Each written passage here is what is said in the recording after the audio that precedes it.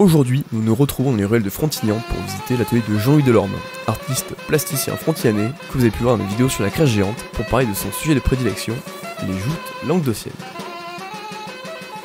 Alors du coup, qu'est-ce que tu fais, Jean-Louis? Là, je suis en train de finaliser des trophées de joutes que vont gagner des tout petits. Alors ces trophées, ben voilà, ça va ressembler un peu à ça, hein.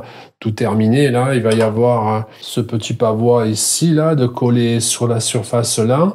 Le petit jouteur, lui, en équilibre devant, là, comme ça, ici, là. Et ça, par contre, c'est le premier prix de l'avenir des jouteurs sétois. Et ça, en général, c'est très prisé, hein. Les enfants aiment bien ce genre de petits trucs. Ils préfèrent ça aux coupes comme on faisait avant, traditionnellement, quoi. Alors, les joutes et moi, c'est vraiment une histoire d'amour, quoi. J'ai jamais été jouteur, mais par contre, j'ai toujours suivi les joutes depuis tout petit, depuis l'âge de 3 ans, je crois. J'assistais à mes premiers tournois de joutes. Et voilà, donc ça m'a suivi. Alors depuis, après, c'est passé beaucoup de choses, quoi. En tant que plasticien, c'était pour moi un sujet de prédilection et qui me permet de justement montrer tout l'amour que j'ai pour ma région, hein. Donc de ce fait, je suis devenu un peu créateur d'objets qui concernent les joutes, hein, notamment les pavois de joutes et les trophées, et puis pas que, hein. Là, par exemple, je suis en train de travailler pour une société de joutes de Metz, la nouvelle Lance mésoise, et pour un pavois qui va être gagné lors d'une tombola pendant les fêtes de Metz cet été, quoi. Donc ça, c'est un pavois où on comprend les côtés festifs avec le chevalet, le bœuf, les cuissons de la société de la nouvelle Lance, l'oiseau, bon, tout ça, c'est Metz. Pour moi, ça symbolise Metz.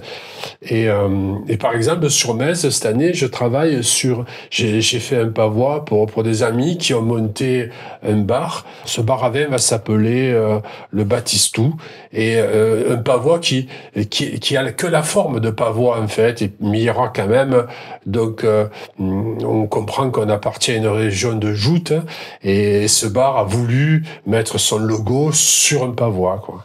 Comme je dis souvent, j'habiterai Briançon, où je travaillerai sur les marmottes, et la neige et les skieurs, quoi.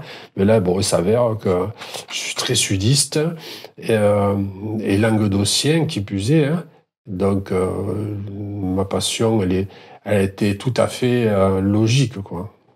Actuellement aussi, j'ai en cours de réalisation le pavois du 14 juillet, qui est une commande de Monsieur le maire, hein, Michel Arouy.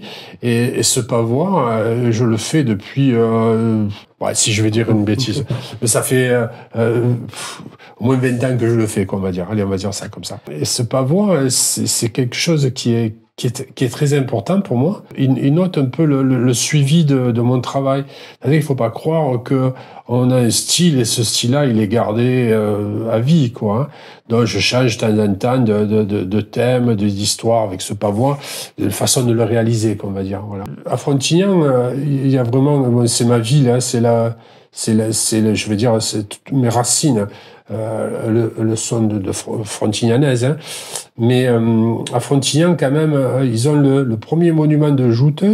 Je l'aurais réalisé en 92 à la commande d'Alain Morand, président de joute à l'époque. Et donc, il a été fait en 92. C'est déjà le premier monument de joute. C'est quand même 7 tonnes. C'est quand même une très grosse pièce. Ça a été pour moi quelque chose de révélateur, quoi. Par la suite, il y a eu un pavois aussi qui m'a été demandé. En fin de compte, ça devait être une publicité pour parler de la ville de Frontignan et des joutes, et c'est devenu un monument. Il a été fait avec l'aide justement d'Alain Morand, qui lui s'est occupé de la partie métallique et tout, hein. On avait fait des dessins, on avait fait une étude de dimension et de forme, et moi j'ai mis toute la conception et la décoration du pavois, quoi.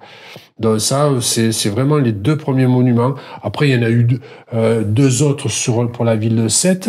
Il y en a eu un pour la Société de l'avenir des jouteurs sétois, qui est au quartier des Quilles, à Sète, donc.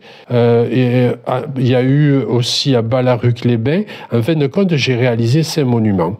Voilà. Le tout dernier monument, c'était pour l'école de joute de la marine à Sète, en plein centre-ville. Voilà, donc ces monuments de joute, c'est quand même pour moi quelque chose d'assez important, quoi. C'est-à-dire que je peux passer de petits pavois, des petits sujets très miniatures, des choses qui pas plus de 10 cm de haut, à des choses qui peuvent atteindre, comme le pavois à l'entrée de Fonthiens, 8 mètres de haut, quoi. Donc voilà, c'est un travail. Et toujours source d'inspiration, la région, et beaucoup, les joutes, bien sûr, bien sûr.